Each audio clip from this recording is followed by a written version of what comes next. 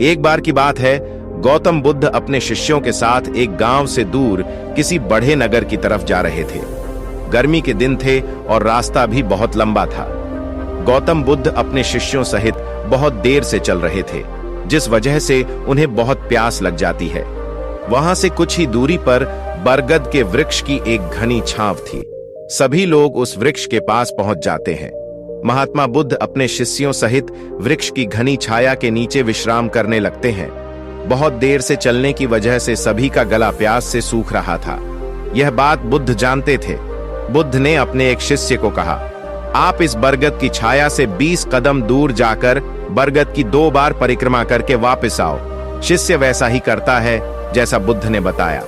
परिक्रमा के बाद जब शिष्य महात्मा बुद्ध के पास आया तो बुद्ध बोले कि क्या आपको किसी ठंडी हवा का अनुभव हुआ था? शिष्य बोला, हाँ महात्मा, बुद्ध उस उत्तर दिशा की तरफ से मुझे कुछ ठंडी हवा की अनुभव हुआ था। शिष्य की यह बात सुन महात्मा बुद्ध शिष्य से तुरंत बोले कि उसी दिशा में चले जाओ जरूर, वहां से कुछ ही दूर पर एक तालाब अवश्य मिलेगा। उस तालाब से सबके लिए पानी ले आओ। शिष्य उसी दिशा में जब कुछ दूर जाता है तो वहां सच में एक तालाब होता है। तालाब देख शिष्य बहुत प्रसन्न होता है और तालाब के निकट जाकर जैसे ही तालाब से पानी भरने वाला होता है, तभी शिष्य की नजर वहां दूर तालाब में कपडे धो रही कुछ स्त्रियों पर जाती है। यह देख शिष्य मन में सोचते हैं कि यह पानी तो गंदा हो गया है। लेकिन जब शिष्य ध्यान से तालाब के पानी को देखते हैं कि अभी भी तालाब का कुछ पानी साफ है, इतने में 2 बैल गाड़ी जोर से तालाब के किनारे से होती हुई निकल जाती है। इधर महात्मा बुद्ध सभी को शांत होने के लिए कहते हैं और बोलते हैं कि धीरज रखो, कुछ देर यही बैठो, उचित समय आने तक संयम बनाए रखो। सभी महात्मा बुद्ध की बात सुनकर शांत हो जाते हैं और वही बैठ जाते हैं। कुछ समय बीत जाने के बाद महात्मा बुद्ध फिर से अपने शिष्य को उसी तालाब से पानी लाने के लिए कहते हैं। शिष्य बिना कोई सवाल किए उसी तालाब से पानी लेने के लिए फिर से चला जाता है। बैल गाड़ी के पहिए तालाब की मिट्टी के ऊपर इतनी जोर से निकलते हैं कि तालाब के नीचे बैठी बहुत सारी मिट्टी तालाब के ऊपर आ जाती है, जिस वजह से तालाब का बचा हुआ पानी भी गंदा हो जाता है। ये देख शिष्य बिना पानी लिए क्रोध में महात्मा बुद्ध के पास वापस चला जाता है। शिष्य बड्ढे ही निराशा भाव से महात्मा बुद्ध को सब बात बताता है। शिष्य की बातें सुन सभी शिष्य बोलते हैं कि हमें तुरंत यहाँ से निकलना चाहिए, किसी दूसरी जगह पानी की खोज करनी चाहिए, वरना प्यास के मारे जान निकल जाएगी। तालाब की हालत देख शिष्य को यकीन नहीं होता। तालाब का पानी पूरी तरह से साफ होता है। यह देख शिष्य बहुत खुश होता है और पानी भरकर महात्मा बुद्ध के पास जाता है। सभी पानी पीकर अपनी प्यास बुझाते हैं।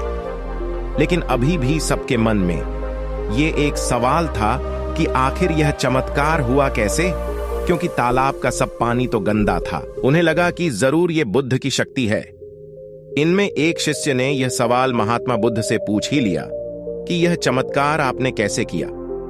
शिष्य का जवाब देते हुए महात्मा बुद्ध बोले कि यह कोई चमत्कार नहीं, यह आपके सब्र का फल है। यह फल है आपके सब्र बनाए रखते हुए उचित समय के इंतजार का। जितनी देर हम सब लोगों ने सब्र किया, उतनी देर तक तालाब के पानी के ऊपर तैर रहे सभी गंदे तत्व और मिट्टी तालाब के पानी के नीचे बैठ रहे थे। फिर कुछ देर बाद शिष्य जब वहां तालाब के पास पहुंचा, तब तक सब दूषित कण नीचे बैठ चुके थे, जिस वजह से तालाब का पानी पहले की तरह साफ हो चुका था तथा तालाब साफ दिखाई दे रहा था। यदि उस समय आप लोगों ने सब्र न किया होता, धैर्य न रखा होता, तो आप सब इतनी गर्मी में पानी की खोज में प्यासे रहकर शायद अब तक मृत्यु को प्राप्त हो गए होते, क्योंकि यहाँ से आगे कोई तालाब है या नहीं, और होगा भी तो क्या उसका पानी साफ होगा या नहीं। इन सब कारणों से आप कभी प्यास न बुझा पाते और प्यास से मर जाते। फिर इतना बोलने के बाद महात्मा बुद्ध शिष्यों को एक सीख देते हुए कहते हैं कि जैसी स्थिति हम लोगों के समक्ष आज आई है, वैसी ही स्थिति और मुश्किल दौर जिंदगी के हर मोड़ पर आएंगे। तब उस समय भी आपको ऐसे ही संयम बनाए रखना होगा और अपने विवेक से काम लेते हुए ही आपको एक उचित फैसले के साथ सही नतीजे पर पहुंचना होगा।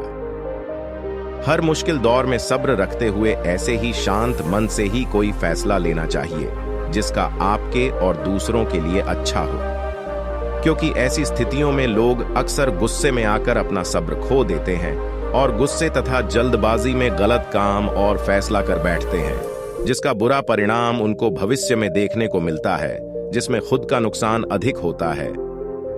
कुछ परिस्थितियां जीवन में ऐसी होती है जहां हमें सब्र बनाए रखते हुए उचित समय का इंतजार करना होता है, लेकिन लोग अक्सर यहीं पर अपना सब्र खो देते हैं और उचित समय आने का इंतजार नहीं करते, जिस वजह से उनको आगे चलकर दुख और मुश्किलों का सामना करना होता है। दोस्तों, मुझे आशा है आपको यह कहानी से जरूर कुछ सीखने को मिला होगा।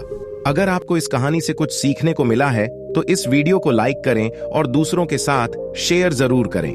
धन्यवाद।